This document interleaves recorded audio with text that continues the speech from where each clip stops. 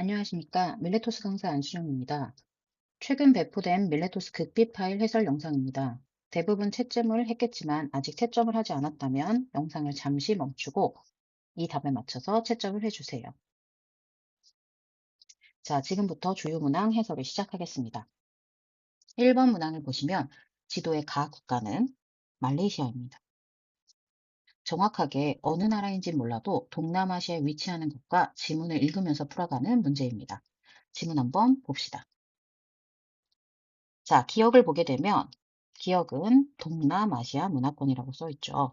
자, 동남아시아 문화권은 해상교통의 요지이기도 하고 다양한 문화가 공존하는 곳이기도 합니다. 자, 보기 기억 한번 볼게요. 자, 기억. 동남아시아 문화권은 대서양과 태평양을 연결하는 교통의 요지이다라는 표현이 들어가 있죠. 자, 동남아시아 문화권은 대서양과 태평양이 아니라 인도양과 태평양을 연결하는 교통의 요지입니다. 참고로 이 보기는 실제로 잘 나오는 보기이기 때문에 잘 기억해 주셔야 합니다. 자, 두 번째. 이슬람 사원, 중국 사원, 힌두 사원 등이 어우러져 있다. 자, 이 얘기는 다양한 문화가 공존하는 사회를 보여주죠. 다양한 문화가 공존하는 다원주의 사회구나 라는 얘기입니다. 자, 그 다음에 디귿 보시면 자, 다양한 문화가 공존하고 있지. 자, 공존하고 있지만 이 얘기는 병존하고 있지만 병존은 나타났지만 제3의 문화를 형성하지 않았다. 자, 제3의 문화를 형성하는 상황은 융합입니다. 자, 지금 동남아시아 문화권 내용, 말레이시아의 상황을 보면 병조는 나타나고 있지만 융합의 사례는 보여주지 않기 때문에 맞는 보기입니다. 자, 그 다음에 디귿 보세요. 롱하우스 같은 전통 가옥이 공동체 생활하는 부족이 있었다. 자, 이들은 자연환경에 적응했다. 이런 말을 주었죠. 자, 리을 봅시다. 자, 디귿은 롱하우스는 자연환경이 인간 삶의 방식, 그치, 삶의 방식과 문화에 미치는 영향을 보여주죠. 영향을 받았고 그거에 따라 적응하면서 롱하우스이기 때문이죠. 자, 마지막 미음 보세요. 자, 가의 서쪽 지역. 말레이시아의 서쪽 지역에서 나타나는 여러 문화의 조화. 그러니까 지금 여기 다양한 민족, 언어, 다양하게 나오죠? 공존하고 있다. 자, 이렇게 다양하게 나타나는 건 문화의 동화의 결과가 아니라 병존의 결과죠. 자, 그렇기 때문에 답은 3번. 어렵지 않은 문제입니다. 근데 학생들이 대부분 이렇게 지도가 나오면 무서워하기 때문에 대략적인 위치, 그 다음에 여기가 어느 문화권에 속했는지 인지해 놓고 나머지는 지문을 통해서 푸는 문제니까 익숙하게 담아두세요. 자, 2번 문항의 이 표는요. 마석에서 나왔던 기출문제이자 모의고사에서 출제됐던 표입니다.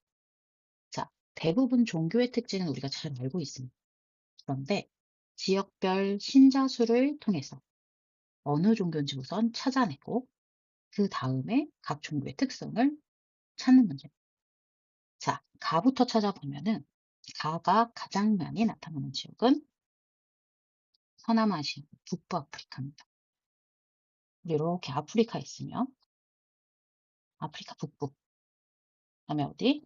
사우디, 아라비아 반도 이런 데가 우리 지난번에 보면 건조문화권에 속하죠. 자, 건조문화권의 대부분은 무슨 종교를 믿는다? 이슬람교를 믿는다. 그래서 가는 이슬람교. 그 다음에 나는 뭔가 뚜렷하게 보이는 게 없겠죠? 그럼 우선 둡시다. 나 보세요. 앵글로 아메리카가 70%가 넘고 유럽이 75%, 중남부 아프리카도 라틴 아메리카도. 자, 이렇게 아메리카 대륙과 유럽에서 많은 비중이 나타난다면 이건 그리스도교. 그럼 자동적으로 하나, 나는 불교겠죠. 그럼 불교는 어떻게 찾아요? 라고 한다면 그나마 아시아에서 가장 비중이 높다면 불교. 나중에 혹시 힌두교가 뚫려 있으면 불교랑 어떻게 구분하나요? 라고 한다면 조금 더 비중이 크게 나타나면 힌두교라고 보시면 됩니다. 인원수 자체가 많기 때문에 그렇게 기억하시면 되죠. 자, 그럼 1번 봅시다. 이슬람교는 그렇죠? 하루에 5번씩 메카를 향해 기도하는 거 정답입니다. 자, 불교. 불교의 기원지는 서남아시아다. 불교의 기원지는 남부아시아죠.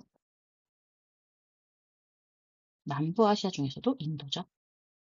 자, 남부아시아의 종교의 기원지가 있던 지역은 하나 더 있죠. 힌두교까지 같은 지역에서 시작됩니다.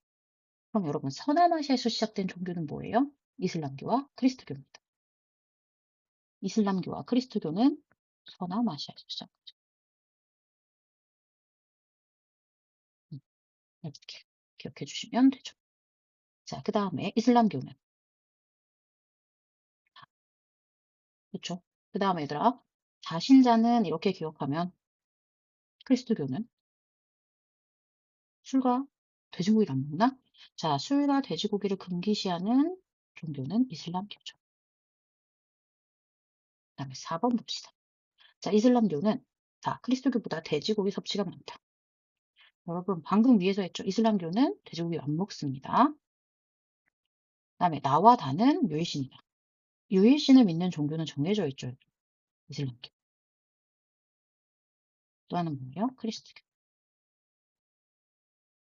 사실 불교에서 우리가 아는 유일신이나 혹은 다신교를 언급하는 문제는 잘 안 나옵니다. 그럼 뭘 기억해야 된다? 힌두교. 힌두교는 뭐구나? 다신교구나. 지금 여기 힌두교의 특징이 안 나왔잖아요. 여러분, 힌두교의 특징은 첫 번째 다신교다. 두 번째는 겐지스강 좋아한다. 신성시 여긴다. 그리고 소를 먹지 않는다. 그런 것들 기억해야죠. 겐지스. 그다음에 또 하나는 소 안 한다.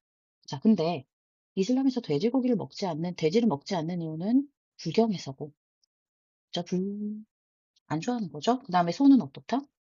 그리고 자, 소 같은 경우에는 어떻다? 신성시하기 때문에 먹지 않는다는 거. 그 정도 알아두시면 될 것 같습니다. 정답은 1번입니다. 6번 봅시다. 사실 되게 하나씩 넣어가면 별게 없는 문제인데 그 과정이 참 깁니다. 자, 문화 변동 요인이고요. 자, 발견, 그 다음에 직접 자극 전파가 있는데 우리 두 가지로 나눈다면 발견, 발명은 내재적 요인. 직접 전파, 자극 전파는 외재적 요인이죠. 사실 외재적 요인에는 직접 자극 플러스 간접 전파도 있습니다. 자, 이게 문화적 외재적 변동입니까? 라고 했을 때 얘라고 하면은 지금 요 부분이 직접 전파 아니면 자극 전파. 요쪽이 어떻다? 내재적 요인에 해당합니다. 자, 문항 좀 한번 볼게요. 기억 볼게요. 자, 가가 새로운 문화 요소의 창조를 수반한가? 라고 얘기했죠? 그럼 이거 하나씩 답해보면 됩니다. 예. 라고 대답하면은 새로운 문화 요소는 외재적 요인에서 자극 전파밖에 없죠? 예라고 얘기하면은 A가 자극 전파. 아니요. 라고 한다면 B가 직접 전파가 되죠. 자, 그럼 B, 직접 전파가 대면 접촉을 통한 문화 요소 전달하는 겁니까? 대면 접촉? 예, 이거 직접 전파에 대한 얘기잖아요. 맞는 문항입니다. 자, 두 번째, 니은, 나가. 자, 나의 기존에 없었던 새로운 문화가 창조됩니까? 라고 한다면 얘도 똑같이 한번 가봅시다. 차분히. 예, 라고 한다면 C가 뭐가 됩니까? 새로운 문화 요소를 하는 내재적 요인은 발명이죠. 아니요. 라고 얘기한다면 D가 발견이 됩니다. 자, 정구를 만들어낸 사례예요. 정구를 만들어내는 건 발명의 사례다. 맞죠. 4번 1번이네요. 혹시 모르니까 다른 보기도 한번 봅시다. 자, 나가 존재하였지만 인식하지 못했던 걸 알아냈다. 그럼 이건 뭐야? 대답합시다. 예, 라고 한다면 C가 발견이죠. 예, 라고 한다면 D가 발명이죠. 자, 그럼 D는 발견이다? 아니요. 이건 뭐예요? 발명을. 그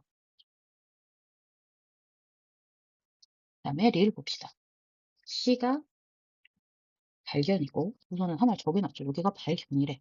이 부분이 발견이래. 자, 그리고 가에 타문화 요소가 새로운 문화 요소 출현의 아이디어로 잡았네. 타문화와서 새롭게 출현했대, 지금. 새롭게 문화 요소가 출현했대. 그쵸? 자, 그러면은 새롭게 나왔다. 라고 하면 얘라고 한다면 뭐예요? 그건 자극적파죠. 그러면 얘는 A가 자극. No. 라고 하면 B가 뭐예요? 직접이에요. 자, 그럼 보세요.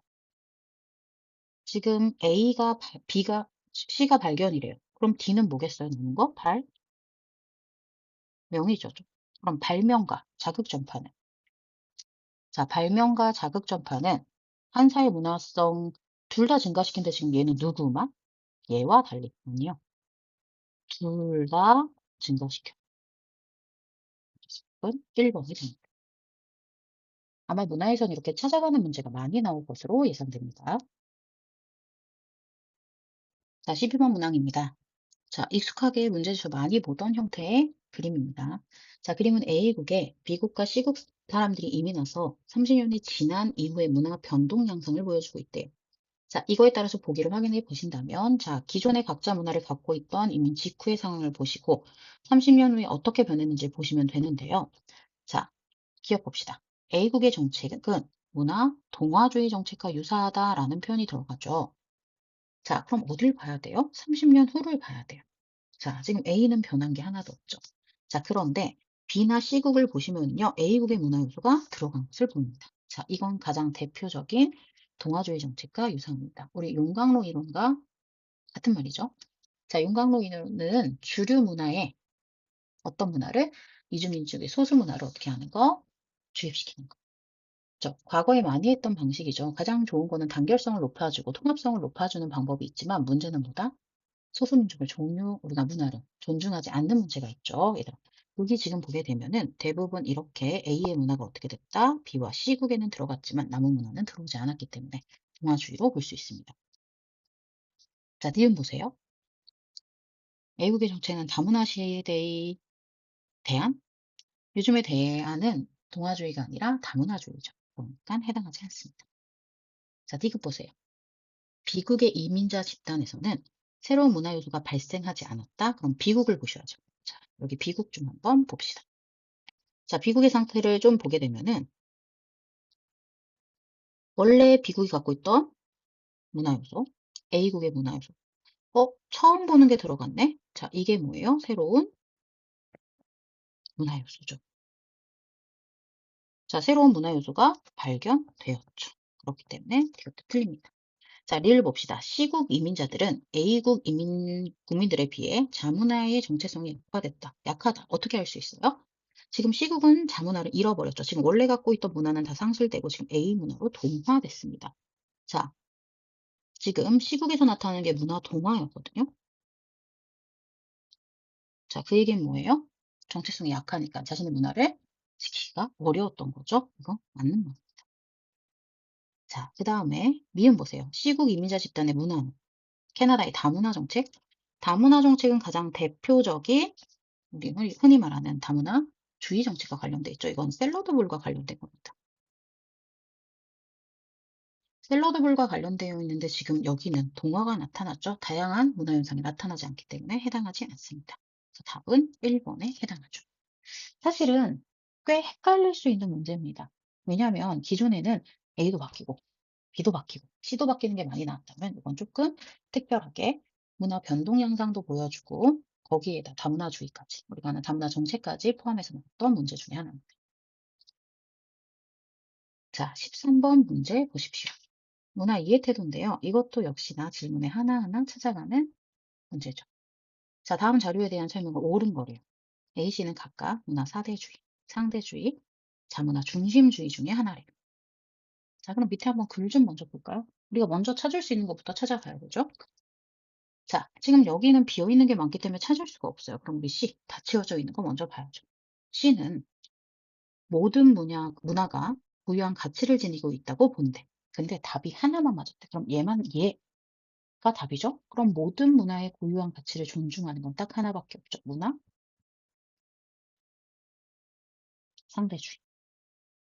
그럼 우리 하나 찾았다. C는 뭐구나? 문화 상대주의. 이렇게 놓고 나머지 찾아가면 되죠. 자, 그럼 위로 갑시다. 자, 기억은 아니오래요. 한번 여기다 써보고 시작해볼까요? 자, A는 문화 간 우열을 평가할 수 있다고 보는가? 자, 문화 간 우열을 평가할 수 있는 태도는 두 개입니다. 그쵸? C는 우리 어차피 뭐가 나왔으니까 상대주의. 그러면 A는 둘 중에 하나입니다. 자문화 중심주의 아니면 사대주의. 그럼 무조건 얘가 두 개 나와야 하는 거죠? 그럼 아니오가 아닌 얘가 돼야 돼요. 자, 2번 봅시다. 니은이 만약에 몇 개면 2개가 답. 니은이 1개래. 자, 그러면 뭐예요? 1개면 아니오가 답이어야 되잖아요. 자, B는 자기 문화의 정체성을 상실하게 할 우려가 큰가? 라고 했는데 얘 지금 뭐예요? 볼까? 자, 이렇게 되면 얘가 말하는 B는 뭐에 해당합니까? 우리 문화를 어떻게 할 때? 잃어버릴 가능성이 크냐? 근데 얘가 아니요 라고 부르고 답은 하나예요. 얘는 틀리니까요. 그럼 B는 잃어버리지 않는다는 얘기잖아요. 그러니까 B가 장, A가 뭐가 됩니까? 사대주의죠.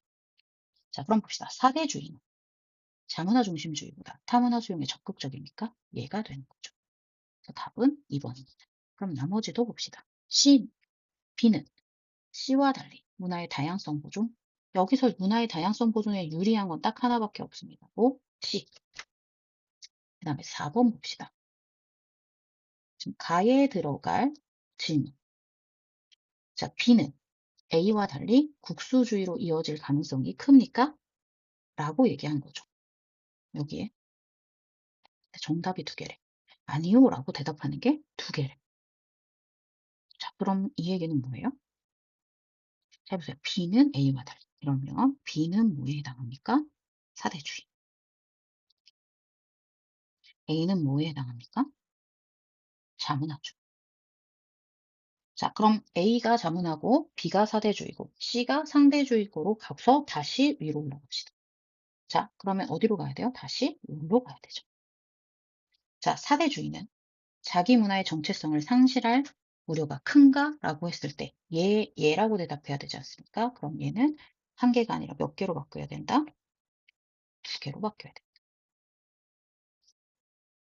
그 다음에 5번 봅시다. 자, A, B와 달리 C는 문화 제국주의. 문화 제국주의로 변진할 수 있는 건 딱 하나입니다. 뭐? 자문합니다. 그래서 답은 2번에 해당합니다. 자, 15번 봅시다. 사실 대부분 고2일 통합사에서 다문화 정책은요, 2가지만 나옵니다. 동아주의 혹은 다문화주의. 하지만 마석고등학교에서 문화 다원주의까지 함께 배우죠. 자, 한 사람만이 긍정적인 대답을 할 걸 찾으래요. 자, 갑부터 봅시다. 이주민은 자신의 문화의 정체성을 포기하고 이주해온 국가의 구성원이 되어 주류 문화 일원으로 편입되어야 한다. 자, 주류 문화를 언급했고 포기하래요. 그럼 이거 동아주의죠. 자, 을 보세요. 다른 재료들이 섞여 각자 고유한 맛을 지키면서 각자 고유의 문화를 지키죠. 문화가 대등하게 조화됩니다. 다문화주의죠. 샐러드볼이 이거 있냐고 불러. 자, 병. 국수가 주된 내용이래요. 주류 문화가 있대. 그런데 비주류를 포기할 수 없대. 자, 문화 다원주의인데요. 이 국수 대접 이론의 포인트는요. 주류 문화가 있다. 그런데 하위 문화도 우리가 그 외에 소수 문화도 어떻게 해야 된다? 존중해야 된다. 자, 을과 다른 점은요. 주류 문화라는 표현을 썼죠. 조금 더 위계가 있다라고 보는 거죠. 을은 무조건 다 대등하다라고 보는 입장이에요. 자, 그럼 하나씩 여기다가 갑, 을, 병 이렇게 해놓고 대답을 써놓으면 훨씬 더 편합니다. 자, 다양한 문화들이 사회 내에서 평등하게 공존합니까? 라고 했을 때 우리 동아주의는 아니죠. 주류 문화라는 표현을 썼잖아요. 평등은 얘밖에 안 돼요. 을, 병도 주류 문화가 있다 그랬죠. 그다음 2번째. 그럼 얘 맞는 거네. 자, 이주민들은 서로 다른 문화적 정체성을 인정합니까? 라고 했을 때 서로 다른 문화적 정체성? 이건 어떻습니까? 서로 다른 문화는 원치 않죠. 하나로 합쳐지길 원하죠. 근데 나머지는 네. 자, 그럼 얘도 맞네요. 사회통합은 문화의 단일성을 전제로 한다. 하나로 합쳐지길 원하는 거 가볍게 주. 요거 아니죠. 그다음에 자, 그다음에 리을 보세요. 한 사회는 구심점이 되는 주류 문화가 존재하는가라고 했을 때 주류 문화가 있다라고 생각하는 거 갑과 병이죠. 나머지는 아니에요. 답은 그래서 여기에 해당. 자, 지금 이거 하나하나 천천히 해도 우리 사회시험 시간 부족하지 않습니다. 하나는 꼼꼼히. 그렇죠? 각각의 특징. 참고로 장단점을 잘 정리해 놓는 것도 필요합니다. 예를 들면 동아주의의 좋은 점은 굉장히 효율적으로 문화가 통합되죠, 사회가. 안 좋은 점은 문화 갈등이 발생할 수 있어요. 자, 다문화주의의 좋은 점은요, 다양한 문화가 공존할 수 있고 문화의 다양성을 인정해 줄 수 있어요. 안 좋은 점, 비용이 너무 많이 들어. 그리고 또 하나는 뭐다? 통합이 잘 안 되는 문제점이 있죠. 그래서 그런 것들은 우리 머릿속에 좀 넣어놓읍시다. 자, 18번 문항 해설입니다. 자, 요거는 도시화율에서 그전에는 잘 나오지 않은 형태의 문제인데요. 자, 지도, 그다음에 도시화를 보고 얘가 어느 쪽에 위치할 건지 유추하고 또 하나는 선진국인지 개발도상국인지를 파악하는 문제죠.